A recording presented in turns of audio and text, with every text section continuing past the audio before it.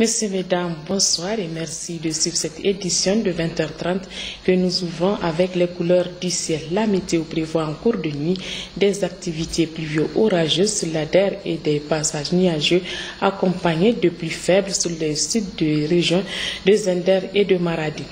Présentation Ousmane Bawa. Chers téléspectateurs, bonsoir. Une fois de plus, ravi de vous retrouver pour cette page météo du jour. En cette fin de saison d'hivernage 2014, des systèmes pluvio-orageux organisés continuent à être observés sur le pays. Ainsi, après les hauteurs de pluie enregistrées dans la matinée et en ce début d'après-midi, il est également observé à travers l'image satellitaire de 18h heure locale la présence d'une zone pluvio-orageuse active sur le Manga, le Damagaram, le Sud Aïr, un peu plus au sud sur le Dandi. L'évolution de cette situation nous amène à prévoir en cours de nuit des activités pluvio-orageuses faibles à localement modérées sur le nord et le centre de la région de Tawa, des passages nuageux accompagnés de pluies faibles sur l'Arewa et les régions du fleuve. Toujours, il sera observé des passages nuageux accompagnés d'averses sur les régions de Zender et Maradi. Une bonne couverture nuageuse est attendue sur les régions est du pays.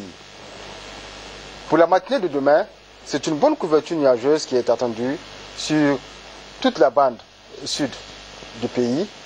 Et plus au nord, il est prévu de la suspension de poussière sur l'Aïr et sur le Kawar. Chers téléspectateurs, c'est tout pour cette page météorologique. Au revoir et à demain, Inch'Allah. Et puis, comme vous le savez, la Fondation Mou Ibrahim de la gouvernance en Afrique a publié hier son rapport 2014. Principale conclusion de ce rapport, le niveau global de gouvernance sur le continent a progressé entre 2009 et 2013. Notre pays a été classé parmi les pays qui ont connu en la matière une forte progression, ce qui suscite ce commentaire de Moussa Hamani. Moussa, bonsoir. Oui, bonsoir. Précisons-le d'emblée, on parle ici de gouvernance, de la bonne gouvernance pour tout dire. Autrement dit, de la conduite qualitative et normative des affaires publiques dans le respect des sacro-saints principes démocratiques et politiques. La crédibilité des résultats de l'étude et de l'observation publiée à ce propos par la Fondation ne souffre donc d'aucun doute, puisqu'il s'agit d'un institut totalement indépendant dans son esprit et sa démarche, et de surcroît dirigé par d'éminentes personnalités des icônes africaines de stature internationale. Citons par exemple le Dr Salim Mohamed Salim, l'ancien secrétaire général de la Commission de l'Union africaine. Ainsi donc, les informations publiées par la Fondation indiquent clairement et nettement que le continent africain progresse sur le plan de la gouvernance. Et au niveau des pays, le Niger, la Côte d'Ivoire et la Guinée ont enregistré la plus forte progression dans le domaine. Et tenez-vous bien, depuis 5 ans. 5 ans. Conséquence, elle est heureuse pour ces 3 pays. La trajectoire tendancielle, initialement négative, a été inversée pour les hisser en tête des bons gouvernants. Mieux, cette évolution, disons, remarquable, qu'on ne peut objectivement qu'applaudir à tout rompre, est le fruit du respect scrupuleux des droits de l'homme, doublé de la participation effective des populations à la gestion de la cité. Qui dit le contraire. Dans tous les cas, la preuve est ainsi donnée. Notre démocratie est sur le bon chemin. Elle marche pour s'affirmer comme un réel, comme un vrai baromètre de la vitalité et de la culture du comportement politique avéré de nos dirigeants et de la classe politique nigérienne dans son ensemble. Le baromètre général a donc bonne allure. Tout le monde, tous les Nigériens, quel que soit par ailleurs leur bord politique, quels que soient leurs horizons socio-économiques, doivent s'en réjouir, s'en féliciter. Il nous appartient alors, maintenant plus que jamais, de consolider les acquis. Comment? Eh bien, la réponse est toute simple, en évitant toute complaisance fâcheuse dont les conséquences seront incalculables sur notre avenir et sur notre aventure politique. C'est à ce prix, oui, à ce prix-là seulement que notre pays pourra garder haut le flambeau et la palme des démocraties enviées, affirmées et exemplaires. Merci Moussa pour ce commentaire. Et puis notez que le président de la République, Issoufou Mamadou, a regagné Niamey cet après-midi de retour de New York aux États-Unis, où il a pris part à l'Assemblée générale de l'ONU, et de Cuba, où il était en visite officielle. À son arrivée à l'aéroport Diori Hamani, le chef de l'État a été accueilli à la passerelle par le Premier ministre Brigitte Raffini avant d'être salué par les présidents des institutions de la République, les membres du gouvernement et des représentants des corps constitués.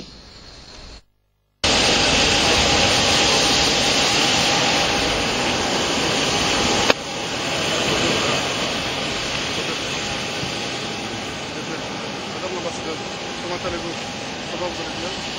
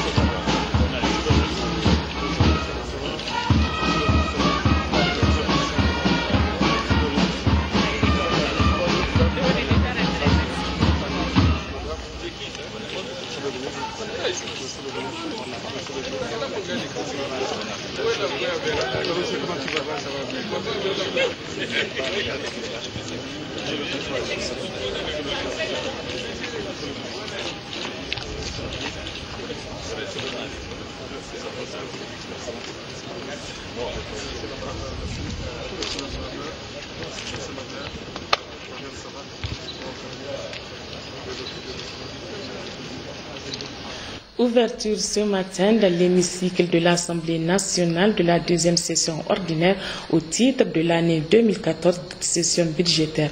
La cérémonie officielle d'ouverture a été présidée par le 4e vice-président de l'Assemblée nationale, l'honorable député Mohamed Ben Omar. Le résumé avec Kadiget Hassan. L'ouverture officielle de cette deuxième session ordinaire au titre de l'année 2014 a vu la présence du Premier ministre chef du gouvernement, des présidents des institutions de la République, des membres du gouvernement, des représentants du corps diplomatique et des organisations internationales, celles des élus nationaux, régionaux et locaux, des représentants des partis politiques, des chefs religieux et coutumiers et de plusieurs invités. Cette session dite budgétaire a été présidée par le vice-président de l'Assemblée nationale, Mohamed Ben Omar, en application des dispositions du règlement intérieur de l'Assemblée nationale. Plusieurs points ont été évoqués dans ce discours, dont entre autres la question sécuritaire sur nos frontières, l'apparition du virus d'Ebola en Afrique de l'Ouest, la campagne agricole, les préparatifs de la rentrée académique 2014-2015, mais aussi des raisons de l'absence du président de l'institution à cette ouverture. Sur le plan sécuritaire, il vous souviendra que depuis le début des années 2000, notre sous-région est confrontée à une insécurité permanente liée à la recrudescence et l'accroissement des trafics d'armes, de stupéfiants et de migrants, lesquels trafics impactent négativement la vie économique et sociale des pays de l'Afrique de l'Ouest et de la bande sahélo-saharienne. Comme on le voit, la donne actuelle porte des menaces réelles et graves pour l'ensemble de nos États. Au Niger, et il faut s'en féliciter, les institutions de l'État fonctionnent régulièrement par la grâce d'Allah, loué soit-il. Par sa volonté, nos forces de défense et de sécurité et la coopération militaire internationale assurent, pour le plus grand bien des citoyens du Niger, la libre circulation des biens et des personnes sur toute l'étendue du territoire national. Mesdames et messieurs distingués invités, cet îlot de paix, de sécurité, de stabilité, nous le devons par ailleurs à la clairvoyance du président de la République, son Excellence M. Issoufou Mahamadou, qui fait de la stabilité des biens et des personnes deux axes majeurs, parmi bien des orientations importantes au menu de son programme du président élu et de son action de chef de l'État. Mohamed Ben Omar a mis l'accent également sur la particularité de cette session qui est l'absence du président de son institution. L'autre particularité de cette session est que, depuis le début de cette législature, c'est pour la première fois qu'elle va s'ouvrir en l'absence du président de notre institution. Comme vous le savez, il est impliqué dans une affaire de droit commun dite de supposition d'enfant. Le 26 août dernier, nous nous sommes acquittés d'un devoir en répondant, comme nous l'avons fait, à la requête du gouvernement aux fins de l'application des articles 88 alinéa 4 de la Constitution, 9 de la loi 2011-13 du 20 juillet 2011 portant statut de député et 53 du règlement intérieur de l'Assemblée nationale, avec comme finalité la mise de l'intéressé à la disposition de la justice par le bureau de l'Assemblée nationale. Telle qu'elle a été conduite, cette procédure a eu le mérite de symboliser une grande leçon se rapportant à la pratique démocratique et à l'état de droit, leçon par laquelle l'Assemblée nationale s'illustre comme l'institution la mieux indiquée pour faire valoir et amplifier la pertinence des valeurs républicaines et des règles du jeu démocratique. Nous, membres du bureau de l'Assemblée nationale, l'avons fait en âme et conscience, car nous croyons que c'est la seule et unique voie qui pourrait le laver de tout soupçon et permettre d'élucider ce dossier gênant dans lequel notre collègue M. Amma Amadou se trouve impliqué. Je déclare ouverts les travaux de la deuxième session ordinaire de l'Assemblée nationale au titre de l'année 2014. Je vous remercie de votre aimable attention. Avant de terminer son discours d'ouverture, le vice-président de l'Assemblée nationale a souhaité une bonne fête de l'Aïd el-Kébir à toute la communauté musulmane et qu'Allah le Tout-Puissant, le miséricordieux, exauce ses actes de dévotion et fasse que cette fête se déroule dans l'allégresse et la paix des esprits et des cœurs. Enfin, il a été salué par le chef du gouvernement Birji Rafini, les membres du gouvernement et tous les corps constitués représentés à cette deuxième session ordinaire au titre de l'année 2014, dite session budgétaire. Juste après l'ouverture officielle de cette session, la conférence des présidents s'est tenue sous la présidence du 4e vice-président Mohamed Ben Omar. L'adoption du projet d'ordre du jour et du calendrier des travaux. Notez que la plénière reprendra le mardi 7 octobre 2014 avec la présentation par le ministre des Finances du projet de loi de finances du budget.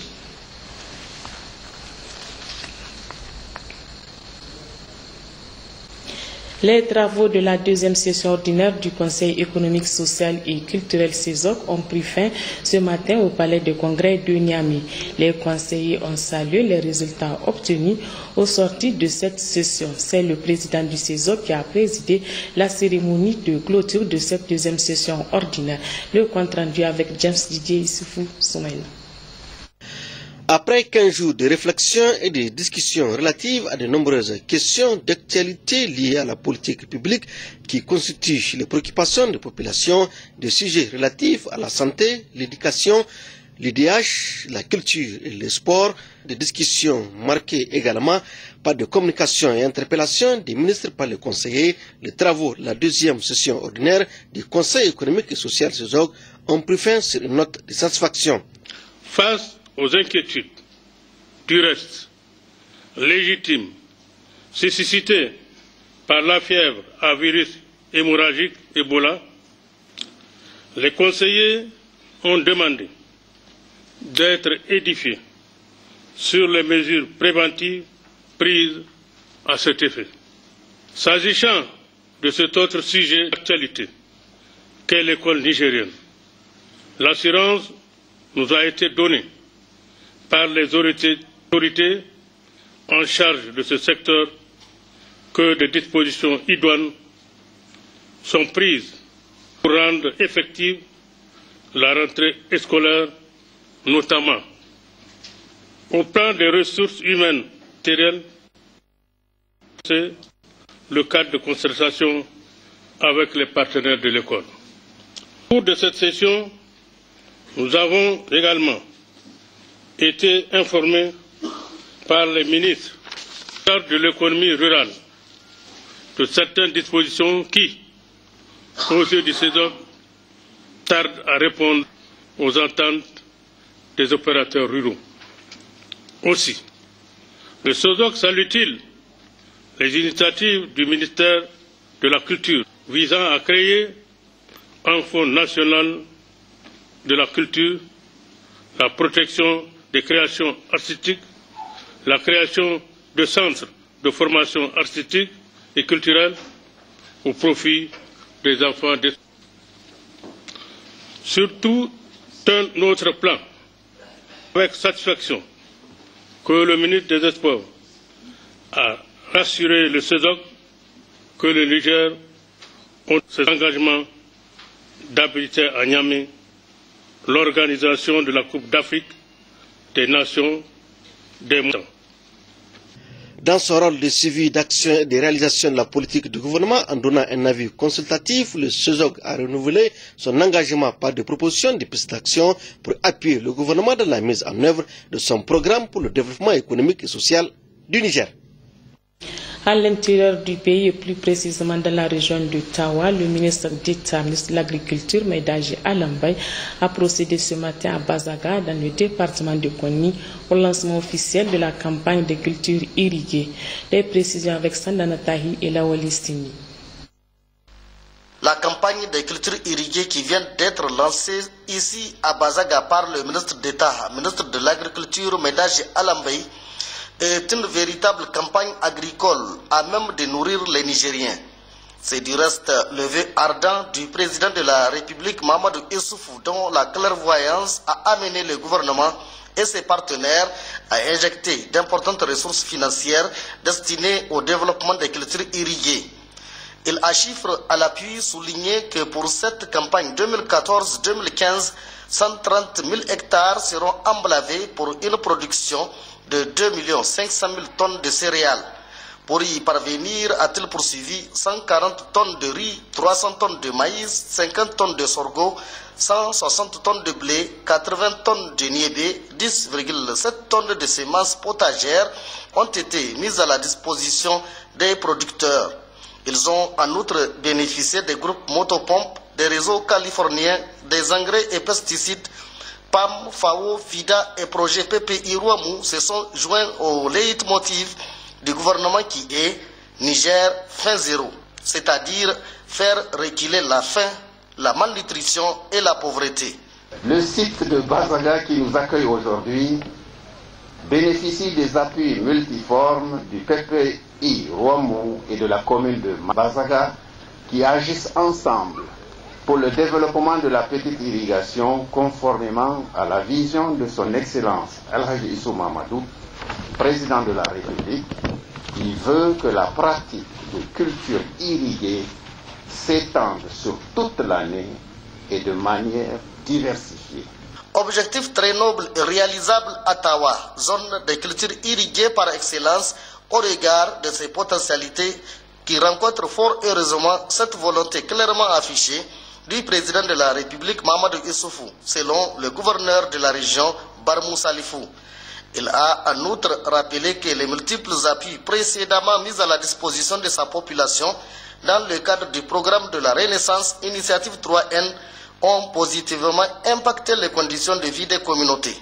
Propos du reste corroborés par le chef de canton, le maire de Bazaga et le préfet de Konni.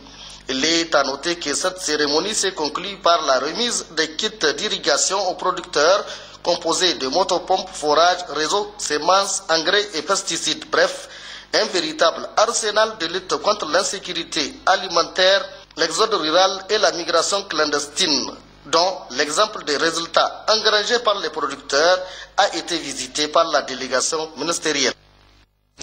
La ministre de l'Enseignement primaire, de l'alphabétisation, de la promotion des langues nationales et de l'éducation civique, Mme Ali Mariam Alhaji Ibrahim, a procédé ce matin à Bilma au lancement officiel de la rentrée scolaire 2014-2015.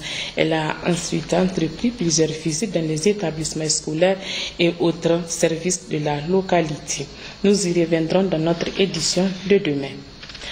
Pour sa part, la ministre en charge des enseignements secondaires a procédé ce matin à Tawa au lancement officiel de la rentrée scolaire 2014-2015.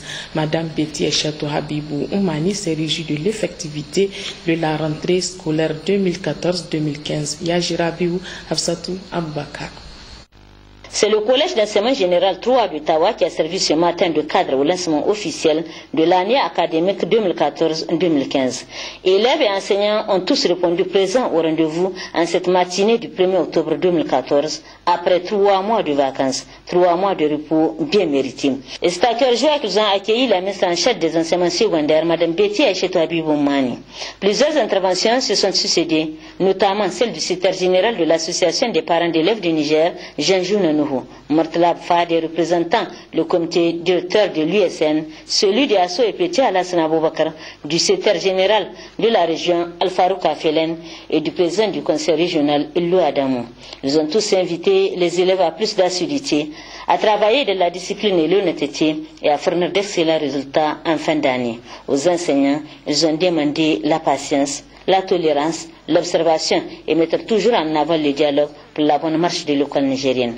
Avant de remettre à chaque élève son kit qui consacre pour les élèves de 4e et 3e 11 cahiers par élève, 3 bics bleus, 1 bic rouge, un ensemble géométrique et 10 cahiers pour les élèves de 6e et 5e, la ministre des enseignements secondaires s'est dit fière de constater la présence effective de tous les acteurs de l'éducation. Betty Aïchetou Habibou a saisi l'occasion pour remercier l'État du Niger et ses partenaires au développement pour les multiples appuis qu'il ne cesse d'apporter pour mettre élèves et enseignants dans de bonnes conditions de travail. Et Dieu merci, nous venons de constater que les enfants de CEG3 où nous lançons aujourd'hui cet événement ont bien reçu leur kit. Donc c'est des kits qu'on a préparés et qu'on a jugé utile en tout cas de remettre à ces enfants pour attester cet engagement solennel du président de la République d'assurer une scolarité gratuite jusqu'à l'âge de 16 ans. Ça fait partie de notre engagement social et c'est d'ailleurs le lieu de remercier son Excellence Issou Mahamadou, président de la République, mais aussi le Premier ministre Brigitte Raffini, qui nous ont donné en tout cas les moyens nécessaires pour nous permettre de faire cette rentrée effective. Donc je profite pour encourager les enfants, vous êtes mes enfants, je vous encourage, vous êtes en classe de 3e, c'est maintenant qu'on prépare les examens. Et je sais que vous allez vous mettre à l'œuvre, vu ce qu'on a mis à votre disposition, vos enseignants sont là, ils sont à côté de vous, ils vont assurer un suivi de proximité pour vous permettre de réussir cette année. Bonne année scolaire à tous et à toutes. À l'issue de ce lancement de la rentrée scolaire à Tawa, la ministre Betty Aïchetou Habibou Mani a effectué plusieurs visites avant d'animer une conférence de presse. Nous y reviendrons également dans nos prochaines éditions. À Maradi, c'est le ministre des Enseignements professionnels et techniques, Cheikh Boudaï Inna, qui a procédé au lancement officiel de la rentrée scolaire 2014-2015. Cette rentrée a été marquée par le lancement officiel de la rentrée au niveau du collège d'enseignement technique. Le compte rendu avec Maman Marou et Adin Alglas. C'est l'école Nouma Kaka qui a eu le privilège de recevoir la délégation du ministre Cheikh Boudaï Inna en compagnie de plusieurs autres personnalités. À l'école Nouma Kaka, le constat a été une rentrée effective à la grande satisfaction du ministre des Enseignements techniques et professionnels et l'ensemble de sa délégation. En effet, les élèves, les enseignants et le personnel d'encadrement sont sur place dans cette école créée en 1953. Les fournitures scolaires sont disponibles en quantité suffisante et l'on en a distribué aux 452 élèves de cette école qui, pour la petite histoire, avait abrité le premier congrès du SNEN. À l'image de l'école normale Kaka, toutes les écoles primaires à Maradi ont effectué normalement cette rentrée scolaire 2014-2015. Le constat a été le même au niveau du collège d'enseignement général Raouda. Le collège Raouda a été créé en 1980 et compte pour cette rentrée 3727 élèves, dont 1780 filles. Le directeur du collège est aux anges quant aux dispositions qui ont été prises pour rendre effective la présente rentrée scolaire. L'effort consenti par l'État, c'est exceptionnel, c'est du jamais vu. Un élève en poste, ce qui met les parents à l'abri vraiment de ces dépenses. Au collège Raouda, tout comme à l'école Noumakaka, le ministre Cheikh Boudaï Inna s'est félicité des bonnes conditions de cette rentrée et a fait remarquer aux enseignants que le bon exemple doit venir d'eux en apprenant aux élèves d'être l'avenir de notre pays. Vous devez savoir que l'avenir du Niger repose sur vous. Et notre président, le président de la République, c'est pour ça qu'il nous a demandé de venir vous rencontrer, de vous dire que le Niger compte sur vous. Mais c'est vous qui aurez la responsabilité du pays. les efforts qui sont en train d'être faits pour vous mettre dans des conditions de travail. Il n'y a aucun pays en Afrique de l'Ouest qui fait ça. Il y a des pays qui sont plus riches que nous, mais ils ne font pas comme nous. Le pays fait des efforts pour vous mettre dans de bonnes conditions de travail.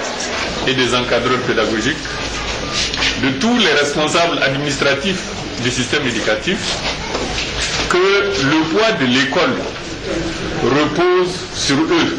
À noter enfin que la présence à Maradi du ministre Chebouna Inna a été aussi marquée par le lancement officiel de la rentrée scolaire au niveau d'un des tout nouveaux collèges d'enseignement technique qui ouvrent leurs portes cette année dans l'ensemble des régions de notre pays. Cette année, l'on a voulu faire œuvre utile avec un slogan inscrit sur tous les tableaux des classes.